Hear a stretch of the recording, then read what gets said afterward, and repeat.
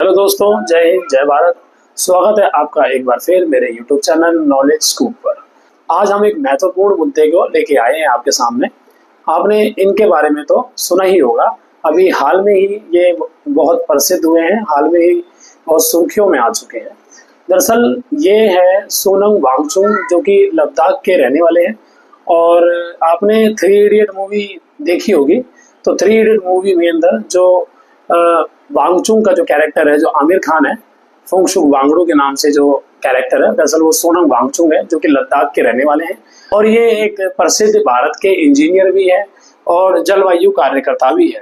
उनका जन्म 1 सितंबर 1966 में लद्दाख में हुआ था।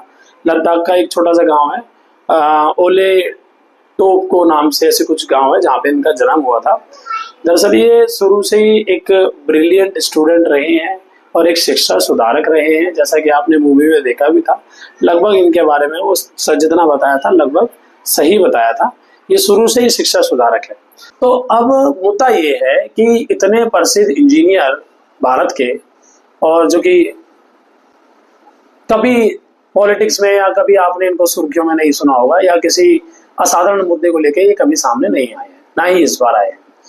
ऐसा क्या कारण है कि इनको लद्दाख से दिल्ली के जंतर मंतर पर आके भूख हड़ताल करनी पड़ रही है? दरअसल अब आपने कुछ महीने पहले देखा होगा, एक कॉकरोच जनता पार्टी के नाम से एक सोशल मीडिया पर जो है पार्टी बनी थी, जिसका मकसद था शिक्षा में सुधार लाना या शिक्षा प्रणाली में जो लचीलापन है उसके ऊपर स्ट्रिक्टली जो है हमारी गवर्नमेंट ध्यान दे। अच्छा, दूसरा, जब वांगचुक को ये पता लगता है कि नीट का पेपर जो है लीक हो गया, CUET का पेपर लीक हो गया, उसके बाद शिक्षा प्रणाली में धांधली है बहुत ज्यादा, तो वांगचुक को ये लगा कि उनके प्रयास से शायद सरकार जो है कोई एक्शन लेगी। तो वांगचुक का जो मेन मकसद है वो है शिक्षा प्रणाली को में सुधार, और वो गलत नहीं है, वो बिल्कुल सही है। लेकिन उनकी मांग ये है कि जो इसके पीछे जितने भी लोग हैं जिनकी वजह से ये लापरवाही हुई है, कि नीट का पेपर जो लीक हो गया, CUET का पेपर जो लीक हो गया, इसके पीछे जो भी लोग हैं उन सबको रिजाइन देना, इस्तीफा देना पड़ेगा, उनको अपनी नौकरी छोड़नी पड़ेगी, और ये सही है। लेकिन वांगचुक को ये नहीं पता था कि उनके इतने गंभीर कदम उठाने के बावजूद भी जो हमारी सरकार है वो उसके ऊपर ध्यान नहीं देगी, और वाकई में ऐसा ही हो रहा है। सरकार जो है वो किसी प्रकार का उन्हें आश्वासन नहीं दे रही। दरअसल ये जो लड़ाई है अब ये राजनीतिक लड़ाई हो गई है। हालांकि वांगचुक जो है वो कभी पॉलिटिक्स वगैरह में सीधे नहीं आए हैं, और ना ही उनको इन चीजों में दिलचस्पी है। उनको तो ये लगा कि उनके प्रयास से शायद शिक्षा प्रणाली में सुधार आ जाएगा। परंतु ये हमारे लिए शर्म की बात है कि जो भी मौजूदा सरकार है, चाहे फिर वो कोई भी होती, तो जो आदमी भूख हड़ताल पे बैठा है कम से कम उससे मिले, उससे बात करे कि भाई आपकी मांग क्या है, कि आप इस तरीके से हड़ताल पे मत जाओ, भूख हड़ताल मत करो, हम आप कुछ करते हैं, आगे से ऐसा नहीं होगा। कुछ तो आश्वासन दे, या जो शिक्षा मंत्री है वो सीधा आके बात करे ना कि भाई हाँ, जो भी लापरवाही हुई है उसके लिए मैं दोषी हूँ, या किन कारणों से हुई है, कोई सफाई तो दे। लेकिन हमारी जो मौजूदा सरकार है वो उनकी भूख हड़ताल पर कोई ध्यान नहीं दे रही है, उनके ऊपर किसी प्रकार का कोई ध्यान नहीं जा रहा।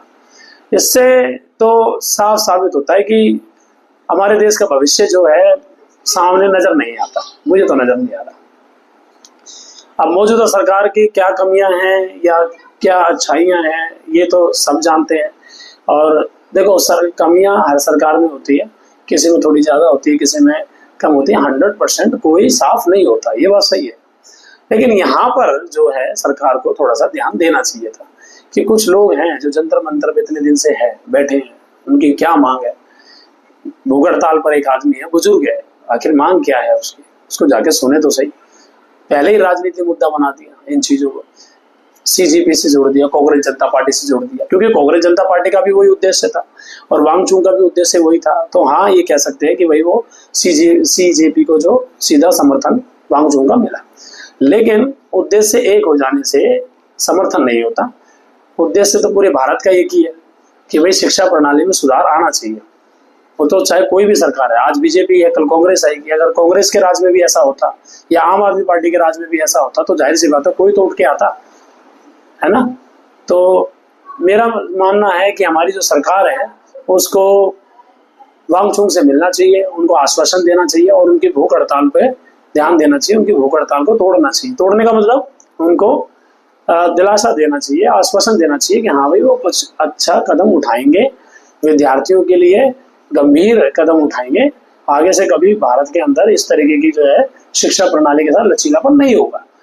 पर देखिए अब ये राजनीतिक मुद्दा बन गया है। आपकी क्या राय है कमेंट में जरूर दीजिएगा। जय हिंद, जय भारत।